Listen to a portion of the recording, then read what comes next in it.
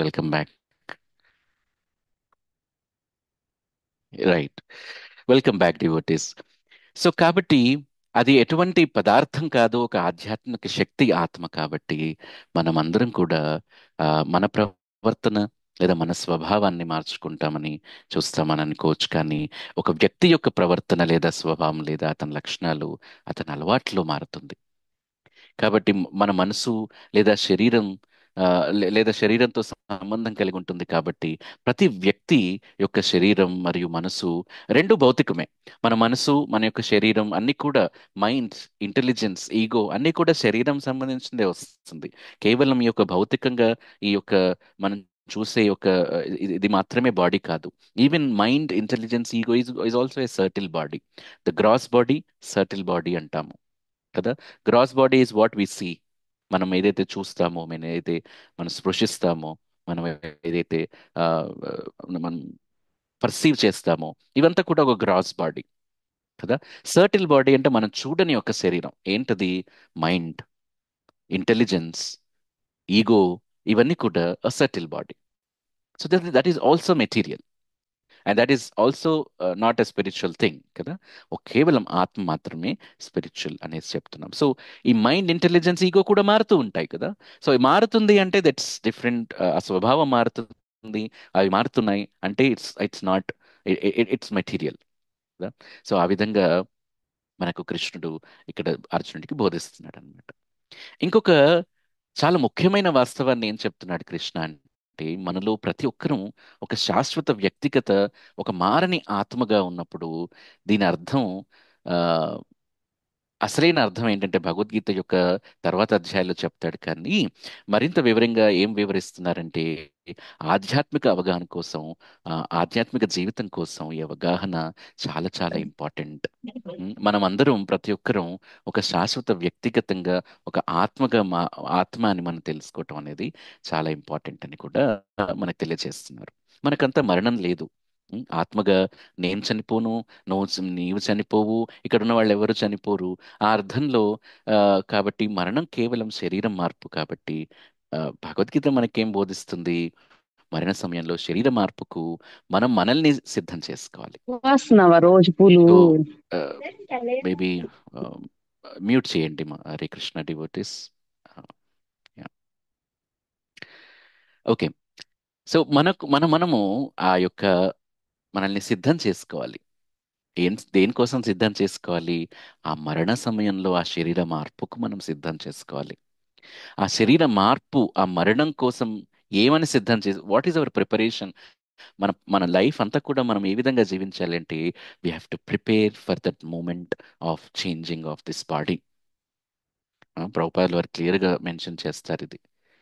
ఎప్పుడైతే మన శరీర మార్పు అంటే మన మరణం ఏదైతే ఉంటుందో, ఆ మరణానికి సిద్ధంగా ఉండాలి, ప్రిపేర్డ్గా ఉండాలి. ఎందుకు ప్రిపేర్డ్గా ఉండాలంటే, the next life that we're taking will actually continue our journey of our spiritual growth.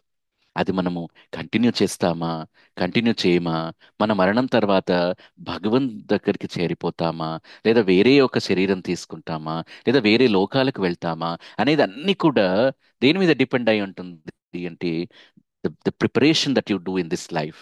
మనం ఈ ఈ జీవితంలో మనం ఏ విధంగా ప్రిపేర్ అవుతాము, ఏ విధంగా సాధన చేస్తాము, ఏ విధంగా జీవన శైలిగా జీవిస్తామో, ఆ జీవన శైలి బట్టే మనకు ఆ అంత్యకాలంలో ఆ, మనం ఏ విధంగా మనం ప్రిపేర్డ్గా ఉండగలం అనమాట. అండ్ వాటి గురించి కృష్ణ తదుపరి చాప్టర్స్లో ఇంకొంచెం డీటెయిల్డ్గా వివరిస్తారు. మనం అప్పుడు ఇంకొంచెం విపులంగా దాని గురించి చర్చించుకుందాం. రైట్.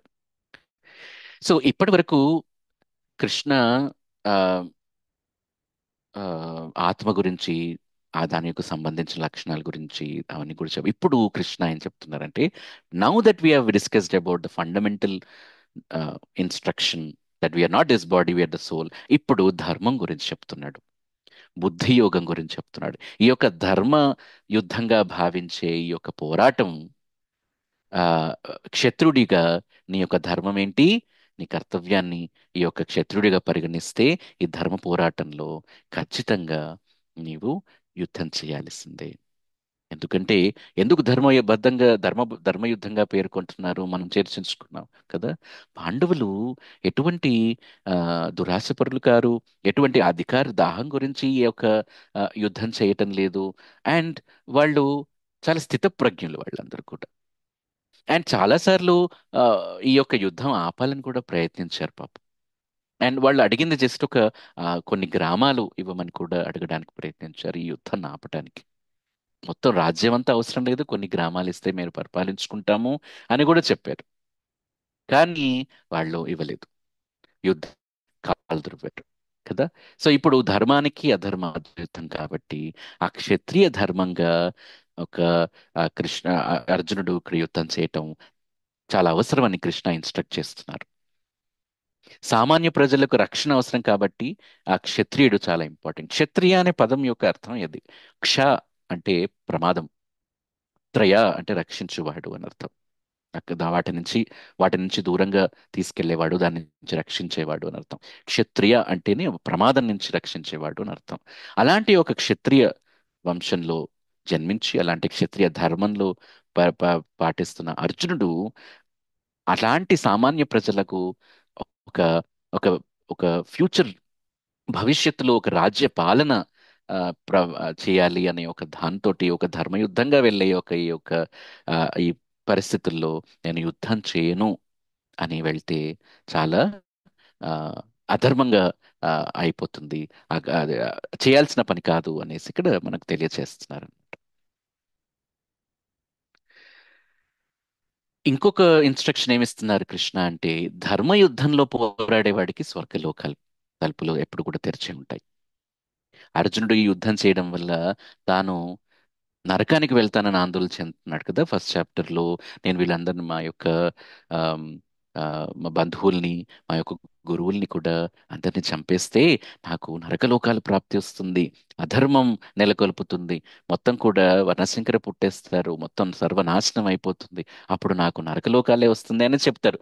కానీ ఇప్పుడు కృష్ణ దానికి కాంట్రడిక్ట్ గా ఏం చెప్తున్నాడంటే, ఇది ధర్మయుద్ధం కాబట్టి, ధర్మాన్ని స్థాపించడానికి చేసే యుద్ధం కాబట్టి, నీ క్షత్రియ ధర్మాన్ని నువ్వు ఎప్పుడైతే నీ కర్తవ్యాన్ని నిర్వహిస్తావో నీకు స్వర్గలోకాలే ప్రాప్తిస్తాయి తప్ప నీకు నరకలోకాలు రావు అనేసి ఆ, కృష్ణుడు చెప్తాడు. ఇది ఖచ్చితంగా ఈ యుద్ధంలో పోరాటం వల్ల నువ్వు నరకానికి వెళ్ళవు అని కూడా కృష్ణుడు చెప్తున్నాడు అనమాట. ఈ యొక్క ధర్మయుద్ధంలో పోరాడకపోతే అప్పుడు నీ కర్తవ్యాన్ని విస్మరించినందుకు పాపం పొందుతావు. మరియు ఆ విధంగా నీవు వాస్తవానికి పాప ప్రతిక్రియలకు పొందుతావు.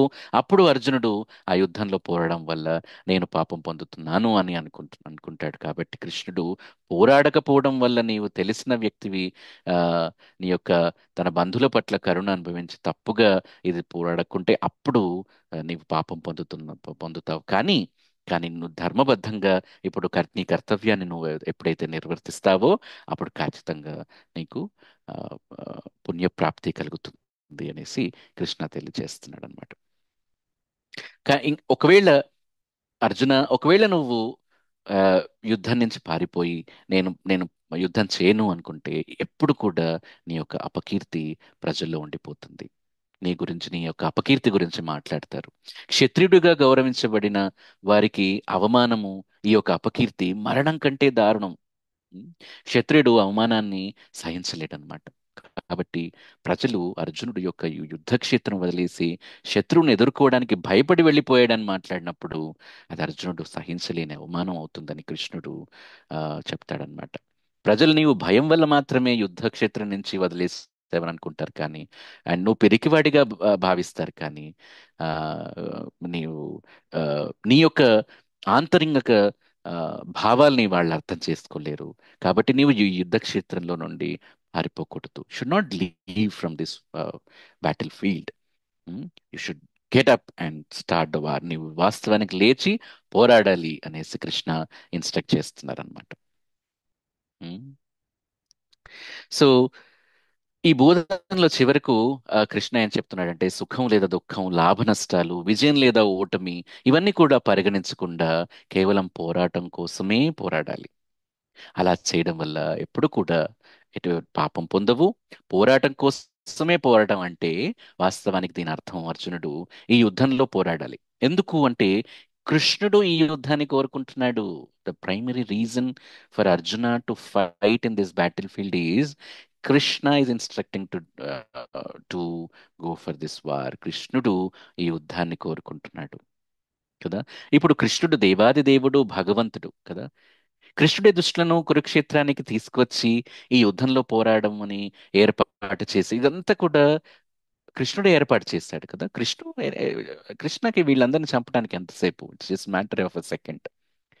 బట్ ఈ వీళ్ళందరినీ ఒక యుద్ధ రంగంలోకి తీసుకొచ్చి ఇలాంటి ఒక పరిస్థితులను ఏర్పాటు చేసి కృష్ణుడు పాండవుల వైపు నిల్చోవటం, ఆయన యొక్క ఆర్మీ కౌరవుల వైపు నిల్చోవటం, దుర్యోధనుడి వీటి గురించి యాక్సెప్ట్ చేయకపోవటం, ఆ, అర్జునుడు కూడా స్థితప్రజ్ఞుడు. అర్జునుడికి కూడా అలాంటి యొక్క మనో దౌర్బల్యం యొక్క పరిస్థితి ఏర్పాటైంది అంటే అది Krishna Krishna is actually making everything no the set for the drama and is instructions కదా.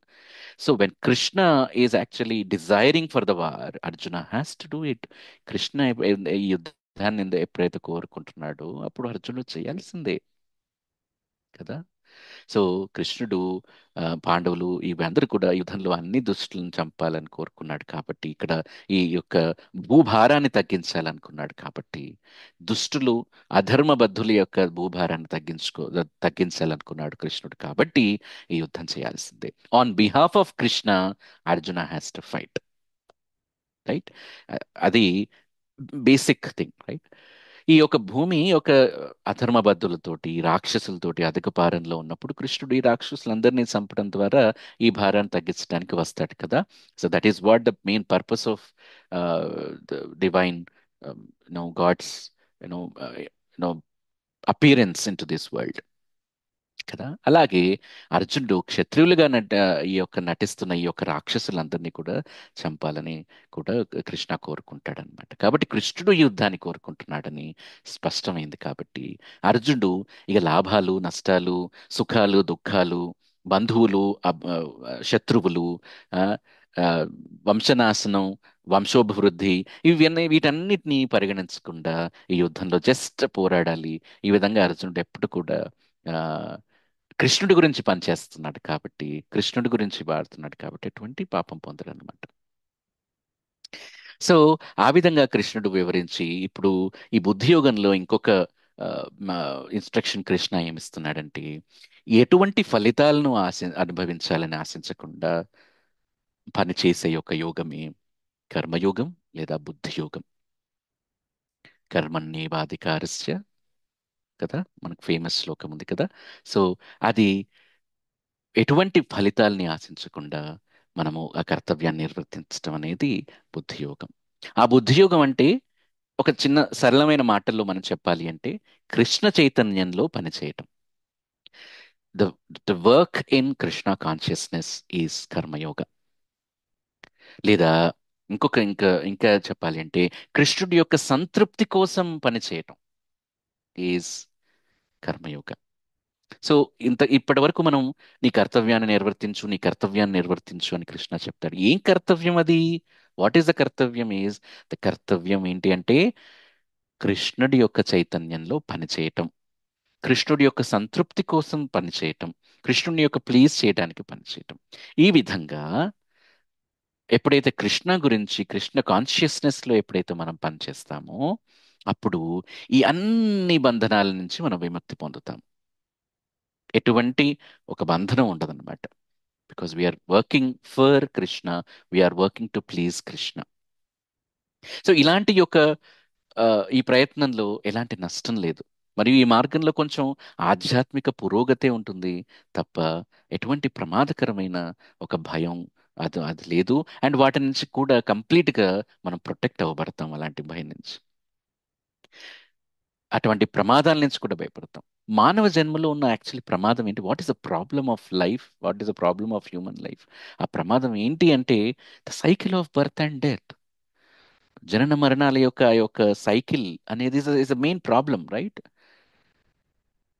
Birth, death, old age and disease, these are the problems, the permanent problems of life.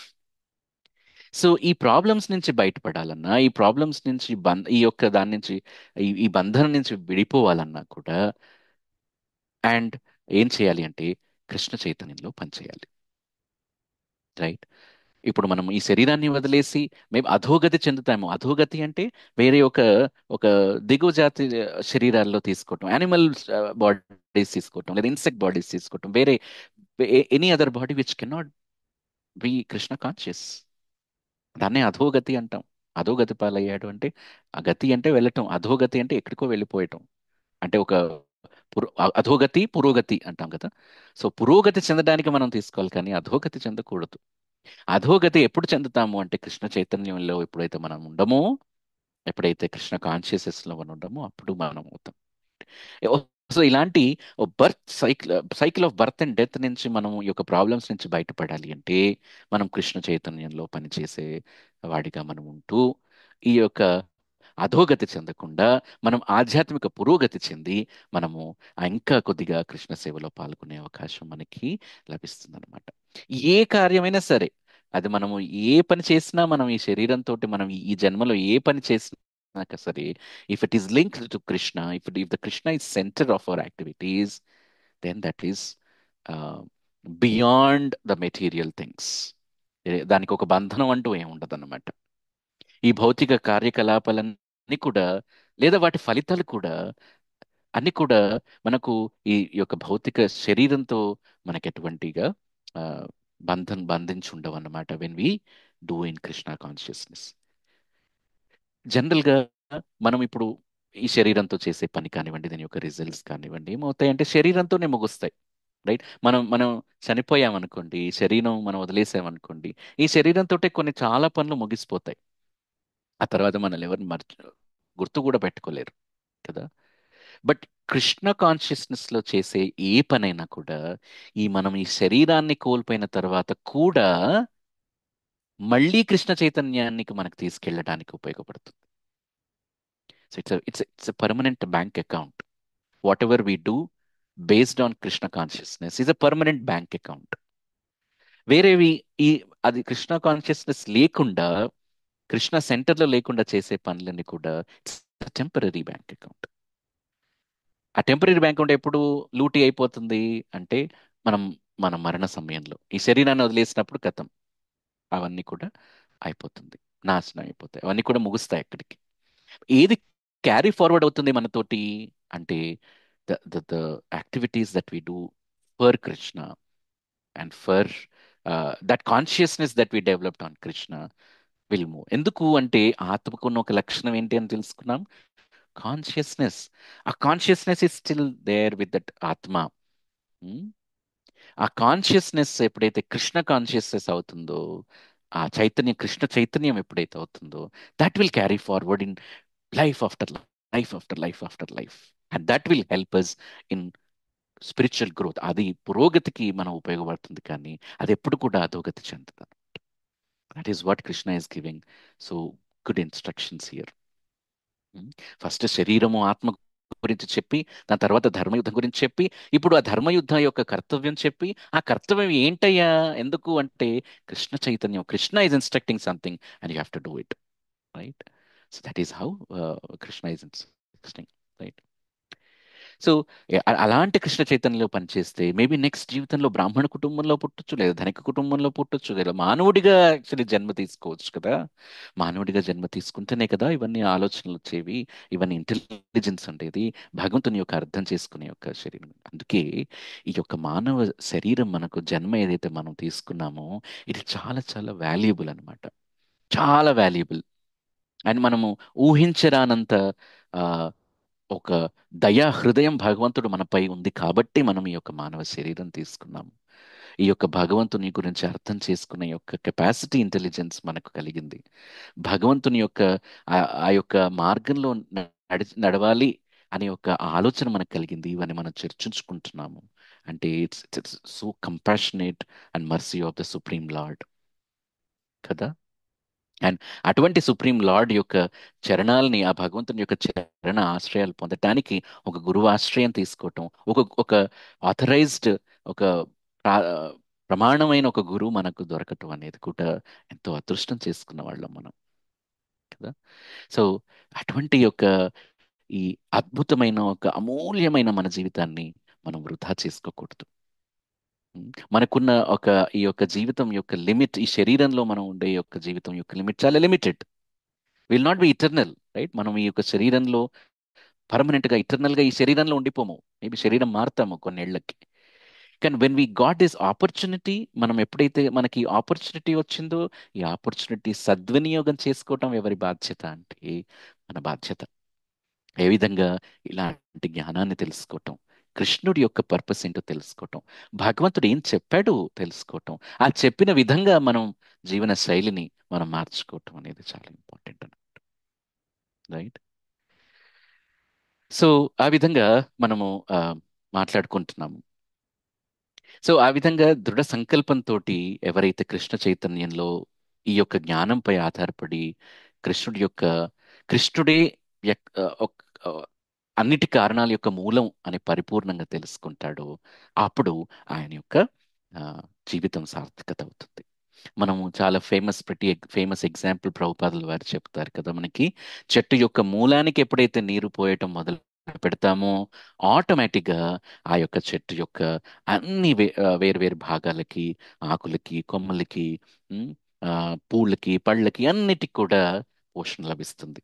అలాగే ఒక వ్యక్తి ఒక కృష్ణ చైతన్యంలో పనిచేసినప్పుడు అతను ప్రతి ఒక్కరికి, తనకు, తన కుటుంబానికి, తన సమాజానికి, తన దేశానికి, ఈ మొత్తం మానవాళికంతా కూడా అత్యున్నత సేవ చేసి చేయగలుగుతాడనమాట. ఎందుకంటే కృష్ణుని సంతృప్తి పరచడం ద్వారా కృష్ణ చైతన్య ఒక కలిగిన ఒక వ్యక్తి అందరినీ సంతృప్తి పరచగలడు. So when you are pleasing Krishna, that means the entire మానవాళంతా కూడా సంతృప్తి చెందగలడు అనమాట. ఎందుకు? Because Krishna is cause of all causes. సర్వ కారణ కారణం, అన్నిటికీ మూలం కృష్ణ. రైట్?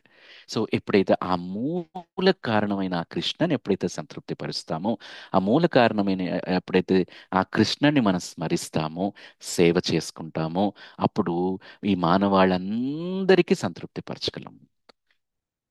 సో ఒక్కొక్కళ్ళకి ఒక్కొక్కటి సపరేట్ గా చేసే శక్తి కూడా, సమయం కూడా మనకు లేదు. కాబట్టి find the the root cause of everything. The మూలం ఏదైతే ఉందో, the root cause of all causes ఎవరు? భగవంతుడు, Krishna. Then let serve it. ఏ విధంగా? మనం రెగ్యులర్గా సాధన భక్తి ద్వారా మనం ఆ విధంగా చేయొచ్చు అన్నమాట. సాధన భక్తి ఏ విధంగా? మనం ఈ యొక్క కలియుగంలో, ఈ యొక్క పరిస్థితుల్లో మనం ఏ విధంగా కృష్ణుడి యొక్క సేవ చేసుకొని కృష్ణుడి యొక్క పనులు చేయగలము అంటే, by chanting the holy name of the lord.